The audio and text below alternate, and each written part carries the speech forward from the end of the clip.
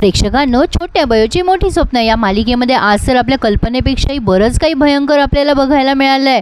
आता बयोने ती सगळी क्लिप वगैरे बघितलेली आहे। इकडे गौतमी पण कॉफी मागते सुमनला आणि ती क्लिप बघते आणि जोरात किंचाळते आणि विंचू चावला म्हणते सुमनला। सुमन पण किंचाळते आणि म्हणते विंचू, इथे कुठे विंचू आला? आता तिला म्हणते कॉफी वर दे ग मला, आणि खूपच तिला आनंदाच्या उकळ्या फुटल्यात असं म्हणायला हरकत नाहीये। पण सुमनला अजूनही कळलं नाहीये विंचू कसं काय चावला असेल हिला। असो तर आता इकडे पोटे सर म्हणतात मॅडम पेढे वाटा पेढे, हे बघा। आता त्यांनी सौदामिनीला पण ती क्लिप दाखवली आहे। सौदामिनी म्हणते अरे वा मस्तच, म्हणजे ती सरस्वती भारती कायमची गेली आपल्या आयुष्यातून। दुष्यंत सर म्हणतात अशी आग लावली आहे ना मी, तू आता बघच या आगीमध्ये काय काय जळून खाक होतंय ते। सौदामिनी म्हणते कोण कोण जळणार आहे पण या आगीमध्ये? आता लगेच दुष्यंत सर म्हणतात तुला ज्याला फेकायचं आहे ना त्यात तू फेकू शकतेस ग। मग आता पोटे सर त्यांचा अंदाज वर्तवतात, बापरे डॉक्टर शुभमकर। आता लगेच गौतमीला या गोष्टीचा त्रास होतो, ती ओरडते पोटे सरांवर आणि म्हणते पोटे काय बोलताय तुम्ही? मग लगेच पोटे सर म्हणतात अरे सॉरी हं मॅडम, मी जरा विसरलो होतो, तुमचे एक्स हजबंड आहेत ना ते, तुमचे जुने ऋणानुबंध आहेत। सौदामिनीला खूप हसू आलं या गोष्टीवर, कारण दुष्यंत समोरच जेलसी फील झाली आहे ना, दुष्यंतला का गौतमीला हे तुम्हीच ठरवा। आता सौदामिनी म्हणते काय बरोबर बोलतायत पोटे, हो की नाही दुष्यंत? आता दुष्यंत सर काहीसे असे बघतात, पण आता गौतमी लगेच बाजू फिरवते आणि म्हणते तुम्हाला जे योग्य वाटेल ते करा। आता पोटे सर म्हणतात मॅडम माझी फार मेहनत गेली हो या सगळ्यामध्ये, त्या गुंडांपेक्षा जास्ती मेहनत मला लागली आहे आणि माझ्या खिशातनं पण फार पैसे खर्च झालेत बघा, पगार पण तेवढा नाही आहे, महागाई किती आहे, खर्च लागतो हो। सौदामिनी म्हणते काय आहे ना पोटे, आधी तुम्ही काम करा मग मी तुम्हाला ब्लँक चेक देईल, काम करा हां आधी। आणि तसं सुद्धा डॉक्टराच्या वेशात गुंडच आहात की तुम्ही? पोटे सर म्हणतात मॅडम काय चेष्टा करता तुम्ही माझी? सौदामिनी म्हणते आधी तुम्ही खरंच काम करा मग सगळे पैसे देईल मी तुम्हाला। आता ठीक आहे म्हणतात। मग आता सौदामिनी या सगळ्यांना हाक लावून देते चला निघा कामं करा म्हणून। असो पण आता इकडे बयो खूप टेन्शनमध्ये आली आहे, समोर बरेच पेशंट पण बसलेले असतात अजूनही। बयो म्हणते दादा अरे मी काही केलेलं नाही आहे, मी तर फक्त मल्टीविटॅमिनच्या गोळ्या दिल्या होत्या त्या आजींना आणि ते सुद्धा बाबांना विचारून दिल्या होत्या मी, असं कसं होऊ शकतं मला काहीच कळत नाही आहे। आता इथे ना प्रेक्षकांनो तो नवटाक भाई दाखवला आहे, बयो त्या चाळीमध्ये गेली होती ना राहायला एका दिवसासाठी, तिथला हा भाई आहे। या नवटाक भाईचा बयोवर आधीच प्रचंड राग आहे, त्यामुळे त्याने या गोष्टीचा चांगलाच फायदा केला आणि क्लिनिकमध्ये तोडफोड करायला आलाय। हीच आहे ती मुलगी, हिने आमच्या वस्तीमध्ये नवरा बायकोत भांडणं लावले व असं तो बरंच काही लोकांना लावून सांगतोय आणि आता मात्र आम्ही हिला सोडणार नाहीये, आमच्या म्हातारीचा जीव हिच्यामुळे गेलाय। आरव त्याला थांबवायचा प्रयत्न करत असतो, अहो दादा काहीतरी गैरसमज होतोय तुमचा। पप्पा दादा हात जोडून उभा राहतो, अहो माझी बहीण आहे हो ती, माय माऊली आहे, अहो ती असं वाईट काम नाही करणार, अहो विश्वास ठेवा।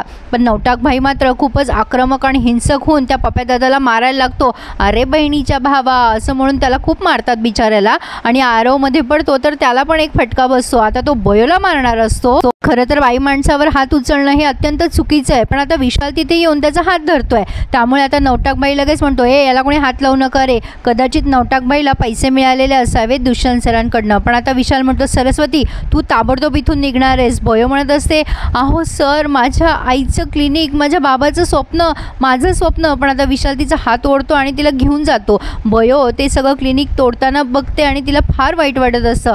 नवटाकबाई ते क्लिनिक तोडायला सांगतो। यावेळी त्यांनी बयो जेव्हा लहानपणी गाव सोडून निघून जाते आणि रमाकांतने कशी नासधूस केलेली असते शुभमकरांच्या क्लिनिकची गावाकडच्या, तो सीन दाखवला आणि खरं सांगू प्रेक्षकांनो हे बघताना माझे डोळे पण पाणावले होते। खरंच आहे कोणीतरी चांगलं काम करतं ना त्याला त्याचे पाय खेचायला समाजात अशी बरीच वाईट प्रवृत्ती असते। बयो खूप रडते आता दवाखान्यात येऊन, शुभमकरांना म्हणते बाबा आपलं क्लिनिक तोडलं हो त्यांनी। शुभमकर बयोला शांत करतात आणि म्हणतात हो हो बाळा शांत हो, मला माहिती आहे तू काही केलेलं नाही आहे। मग बयो सांगते की बाबा तुम्ही दिलेल्याच गोळ्या मी त्या आजींना दिल्या होत्या आणि असं कसं झालं असेल? शुभमकर म्हणतात बेटा माझा विश्वास आहे तुझ्यावर, तू रडू नकोस बरं, होईल सगळं व्यवस्थित। आता बयोला कॅबिनमध्ये बोलवणं आलंय सौदामिनी दुष्यंतचं आणि आता आधी तर त्यांनी त्या लॅपटॉपवरती न्यूज वगैरे ऐकवल्यात बयोला आणि मग दुष्यंत सरांना आयतकोलीतच मिळालंय, रादर त्यांनीच घडवलं म्हणा हे सगळं। आता ते सगळं न्यूज वगैरे बघून दुष्यंत सर ओरडतात आणि म्हणतात हे काय आहे सगळं, हां हे काय चालवलंय बयो तू? सॉरी सरस्वती म्हणतात ते आणि म्हणतात की हे काय आहे सगळं, हे किती भयंकर आहे कळतंय का तुला, अगं तुझ्या निष्काळजीपणामुळे जीव गेला आहे एका म्हातारीचा. वयो म्हणते नाही सर, अहो मी त्यांना मल्टीव्हिटॅमिनच्याच गोळ्या दिल्या होत्या, हे कसं झालं काय झालं काहीच कळत नाही आहे. मल्टीव्हिटॅमिनच्या गोळ्यामुळे कसं काय कोणाचा जीव देईल, मी त्यांना सांगितलं होतं की त्यांना ॲडमिट करायची गरज आहे पण ते ऐकतच नव्हते, तरी मी बाबांच्या सांगण्यावरूनच त्यांना गोळ्या दिल्या होत्या. मग शुभमकर पण म्हणतात हो तिने मलाच विचारलं होतं, पण हे बघा मला नाही वाटत हे प्रकरण एवढं वाढेल, आपण हे सगळं सॉर्ट आऊट करू शकतो. आता ही सौदामिनी खेकसते जवळपास आणि म्हणते काय सॉर्ट आऊट करणार आहात तुम्ही. हिने सगळ्यांसमोर सांगितलं की हॉस्पिटलची म्हणजे या सगळ्या क्लिनिकची जबाबदारी माझी आहे, मी तिला प्रवृत्त केलं आहे, त्यामुळे आता हॉस्पिटलवर येईलच नाही हे सगळं.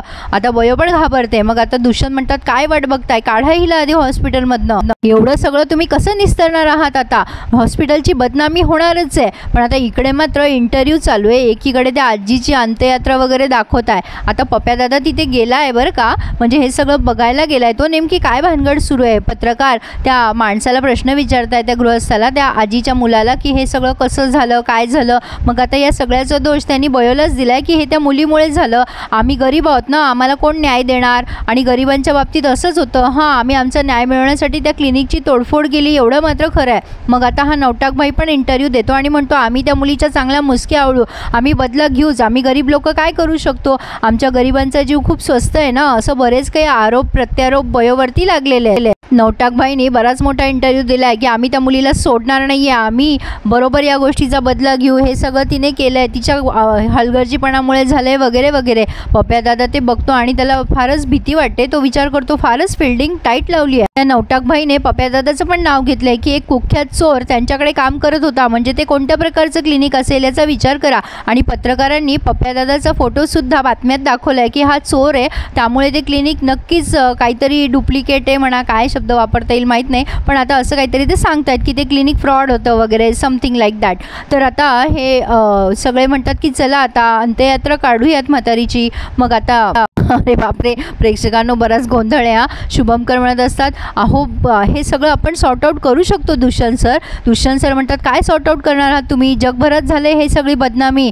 आता मात्र विशाल म्हणतो एक मिनिट थांबा, हे बघा प्रत्येक गोष्टीच्या दोन बाजू असतात, नाण्याला दोन बाजू असतात, तशाच आपण या गोष्टीची शहानिशा करायला हवी. आता दुष्यंत म्हणतात काय शहानिशा करणार आहात तुम्ही, ती बाई मेली आहे. मग आता विशाल म्हणतो अरे पण कशावरनं, बयोने म्हणजे सरस्वतीने गोळ्या दिल्या म्हणून ती मेली आहे, आपण पोस्टमार्टम करू शकतो आणि कॉज ऑफ डेथ बघू शकतो ना काय झालं आहे, म्हणजे मृत्यूचं कारण शोधू शकतो असं विशालने सांगितलं आहे. आता हे म्हटल्यानंतर मात्र सौदामिनी आणि या दुष्यंतचा चेहरा पांढरा पडला आहे. आता काय काय होईल प्रेक्षकांनो पण बघूयात. पण आता बयो स्वतः जाऊन तिथे शहानिशा करणार आहे, कशी काय ते बघत राहूया प्रेक्षकांनो. असा होता आजचा भाग, पण आता पुढे मात्र आणखीन काहीतरी भयंकर दिसलंय, पण आय थिंक सो हे बयोचं स्वप्न असावा असा माझा अंदाज आहे. आता तुमचा अंदाज मला नक्की कळवा आणि आपल्या रिव्ह्यूला लाईक करायला विसरू नका. हां सौदामिनी म्हणत असते की हिच्या आयुष्यात आता खूप मोठं भयंकर घडणार आहे. तर आता नवटाकभाई अर्ध्या रात्री बयोच्या घरी आलाय आणि शुभमकरांना आणि बयोला मारहाण करतोय आणि म्हणतोय मृत्यूचा बदला मृत्यू घेणार आहोत आम्ही, आणि बयो किंचाळतीये. तर प्रेक्षकांनो असा होता आजचा भाग. प्लीज प्रेक्षकांनो लाईक करा, सबस्क्राईब करा आणि हो तुमच्या कमेंट्स करायला विसरू नका. हां धन्यवाद.